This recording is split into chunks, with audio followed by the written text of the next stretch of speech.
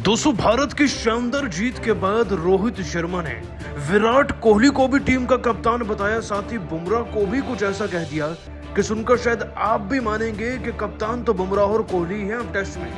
आखिरकार ऑस्ट्रेलिया पहुंचे नेट्स में प्रैक्टिस करने के बाद रोहित शर्मा ने बयान देते हुए क्या कुछ कहा भारत की इस ऐतिहासिक जीत पर, खासतौर पर बुमराह कोहली पर। उनके चौंकाने वाले बयान का वीडियो आपको दिखाने जा रहे हैं, लेकिन उससे पहले आप सभी का क्या मानना है? टेस्ट में बेहतर कप्तान कौन है आज की तारीख में, रोहित या बुमराह? नीचे कमेंट कर बताइएगा। दोस्तों, पर्थ के मैदान में जीतने वाले बुमराह भारत के पहले कप्तान बने हैं पिछले एक दशक में।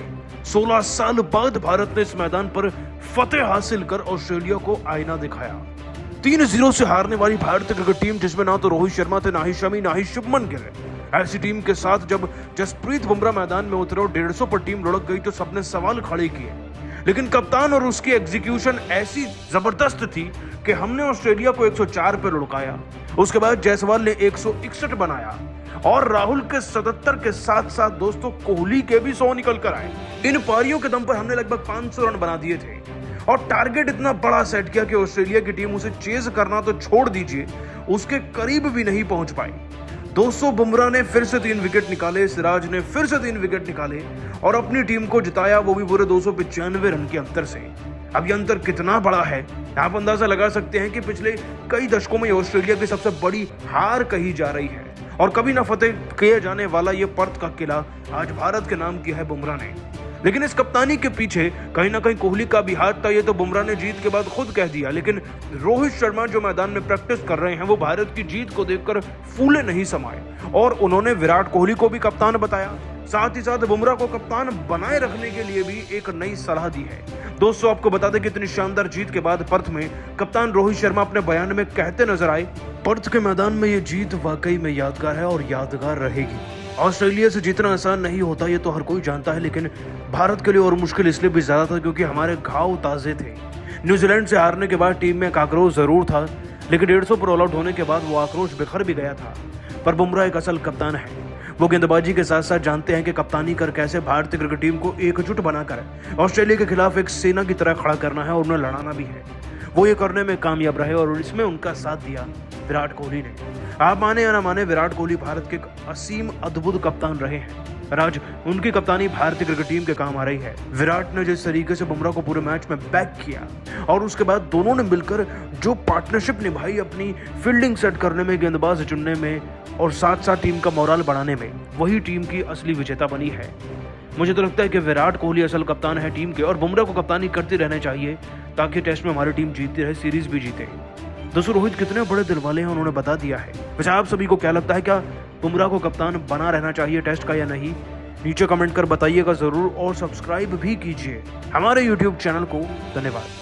दोस्तों, अगर आप भी भारत की जीत से खुश हैं तो वीडियो को एक लाइक जरूर कीजिएगा। ऑस्ट्रेलिया के बीच खेला गया पहले टेस्ट मैच के तीसरे दिन का जबरदस्त घमासान पसंद आया हो तो हमारे इस वीडियो को दिल से एक लाइक जरूर कीजिएगा।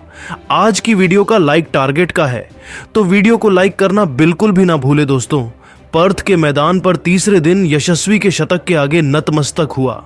माइटी ऑस्ट्रेलिया तो उनके साथ मिल खुद विराट और सुंदर ने मचाया है ऐसा कोहराम कंगारुओं को घुटनों पर लाकर तोड़ दिया।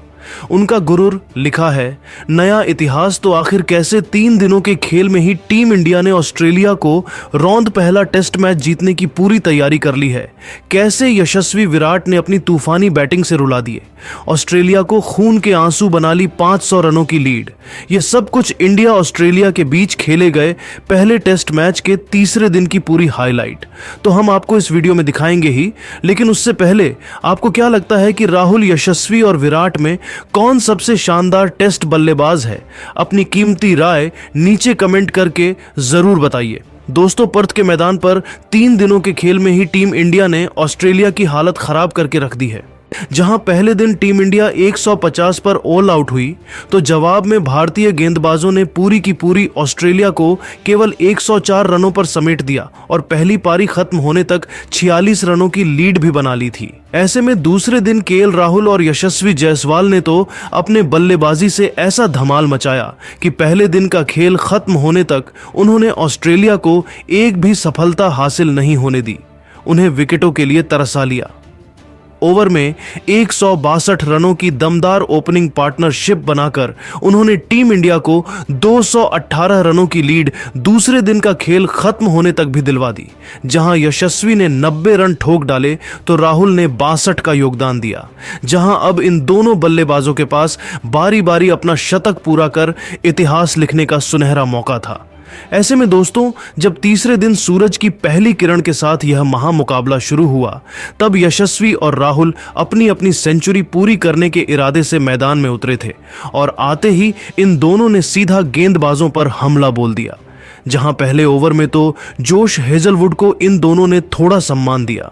दिन की पहली ही गेंद पर यशस्वी ने सिंगल लेकर भारतीय पारी को आगे बढ़ाया तो अगला ही ओवर लेकर आए मिचेल स्टार्क का स्वागत केएल राहुल ने कवर के क्षेत्र में गोली की तरह करार चौका लगाकर किया और अपने खतरनाक इरादों से ऑस्ट्रेलिया से रूबरू करवा दिया था कि आज दोबारा वह ऑस्ट्रेलियाई गेंदबाजों को दिन में तारे दिखाने के लिए मैदान में उतरे हैं। तो चौथी गेंद पर यशस्वी ने इस बार मिड विकेट के बीच से चौका लगाया और इस दिग्गज गेंदबाज के पसीने छुड़ा दिए। 60 ओवर में टीम इंडिया 189 रनों तक पहुंच चुकी थी। उनके बीच की पार्टनरशिप लंबी और लंबी होती जा रही थी।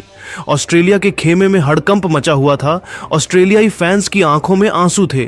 ऑस्ट्रेलियाई टीम को समझ नहीं आ रहा था कि कैसे इन दोनों बल्लेबाजों को रोका जाए, क्योंकि टीम इंडिया बहुत ज्यादा मजबूत स्थिति में आ चुकी थी। और फिर वह मोमेंट भी जल्द आया जिसका सबको बेसब्री से इंतजार था, जहां गेंद लेकर आए हेजलवुड की बाउंसर पर तूफानी छक्का उड़ाकर यशस्वी जायसवाल ने शान से ऑस्ट्रेलिया की धरती पर अपना पहला तूफानी शतक केवल 205 गेंद में पूरा किया।